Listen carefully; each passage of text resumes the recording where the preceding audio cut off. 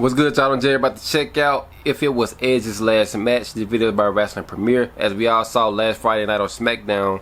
Well, no, 2 weeks ago on SmackDown. Well, a week ago now.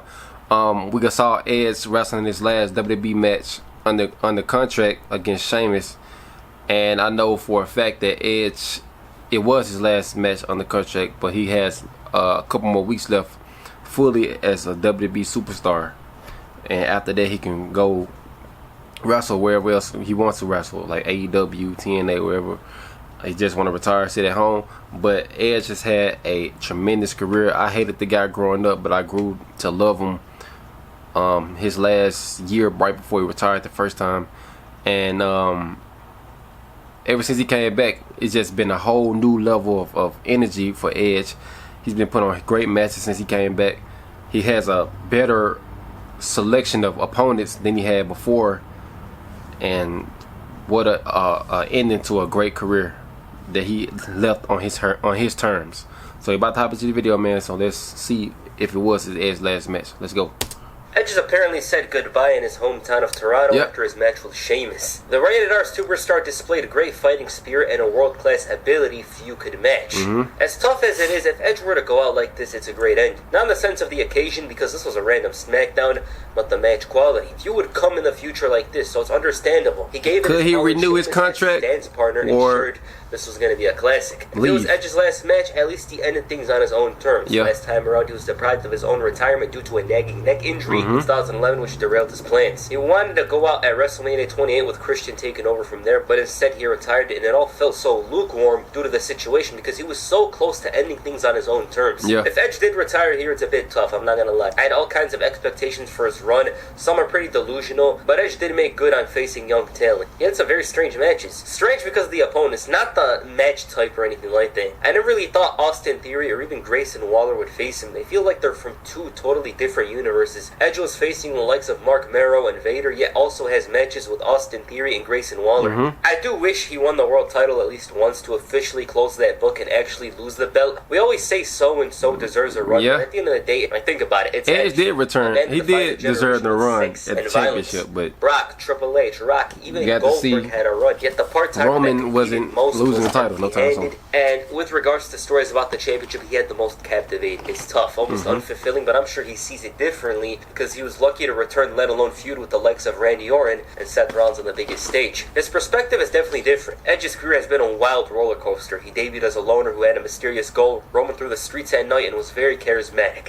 Edge didn't talk, but he already had this coolness about him that would be exploited in the next couple of years. A part of one of the most iconic groups of the Attitude Era, the Brood, Edge's star factor showed more. In ring, he was one of the most exciting wrestlers, but outside, that cool element increased tenfold. He was the star of the Brood. The faction didn't last, and it gave way to Edge and Christian. This tag team propelled both men to greater heights, and they showed a comedic side which was definitely appreciated and complemented an already stacked roster. Edge and Christian, the Hardys, and the Dudleys revolutionized the ladder match and created a new subsection of wrestling with the advent of the TLC match. Fun times indeed, but Edge's true calling was to be a single star. It was always his destiny since the day he debuted. He already established himself as one of the greatest tag team wrestlers of all time within 2 years, yet he wasn't even close to his prime. For as much success as Edge found in 2001 and 2002, he was slowly piling up some injuries. I like his 2002 run. TLC matches, and it came at the worst time because he was on an upward trajectory. We'll never know what would have came out of his time on SmackDown, but perhaps the injury was a blessing in disguise. He was a top babyface to me. Fans, the whole Matt Hardy incident, he became the Rated R superstar and unlocked an entirely different side of Edge. A sleazy heel who had no boundaries. He was I hated that guy growing up. I hated Edge with a passion. The likes of JBL and Triple H. Why? Because Edge had this style about him. This character changed, brought him 10 world championships. He was seen as Mr. Reliable, the guy to take over SmackDown whenever there was problems, and he established himself as one of these standouts of his era. Up to 2011, from the guys that came up in that era, only John Cena held the title more than Edge, and that's what makes his retirement in 2011 bittersweet. This man had finally clicked as a babyface and was potentially going to win more titles later on, but he had to retire. It took a lot away from him. A a return seemed nigh impossible, and everyone never really thought of a potential comeback. So when he did come back, it felt like a little too strange. Like Edge teleported into an entirely different era. Yeah, he was facing the likes of Randy Orton, but the atmosphere and the vibe made him feel out of place initially. I was very appreciative of his return. I didn't really take it for granted because somebody with a history like Edge's, any match could be his last. We were lucky to see him return at the Rumble, yet he was appearing on Raw more often than the other part-timers. At the end of the day, it was a bonus run. Yeah, sure, things could have gone down a bit better than they did, but there wasn't much barring a world title reign that would add to Edge's legacy. Like, regardless of his feuds with Roman and Seth, it wasn't a run, keyword run, I'm not talking about the return, it wasn't a run that if removed would make his career incomplete. It was a case of Edge being happy to be back, and if he were to go out as he did last week, it was a great way.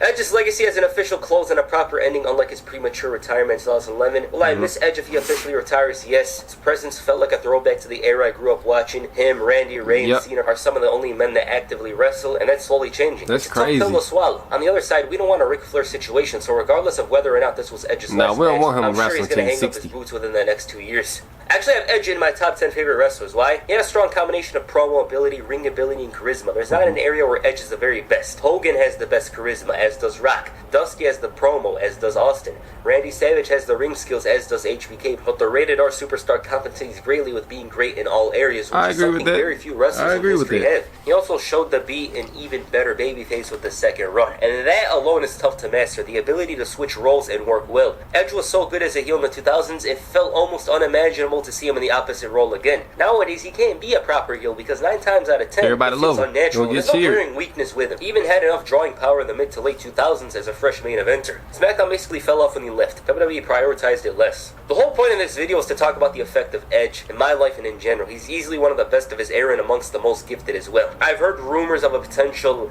debut in AEW, but only time will tell. But if Edge it's weird to see even picture him in another company. What do you guys think of Edge's return? Please comment down below, and that's it for this video. Make sure you hit the execution, the like button, and perhaps the speed on the subscribe button. Peace. Alright, y'all, great video, man. Like, my opinion on Edge's return during these past 3 years, man, has been great. He was able to come back on his own terms, have several great matches against the best in the business during this era, against Roman Reigns, Daniel Bryan. He got the chance to feud with Randy Orton, have an even better feud than they had back in like 07, 06, 07. Seth Rollins, Finn Balor, and just incredible matches. If this was his last match in WWE, he had a great career. I would love to see Edge wrestle outside of WWE, like in AEW, and kind of be paired up with Christian again, and kind of do a match with the Hardys again.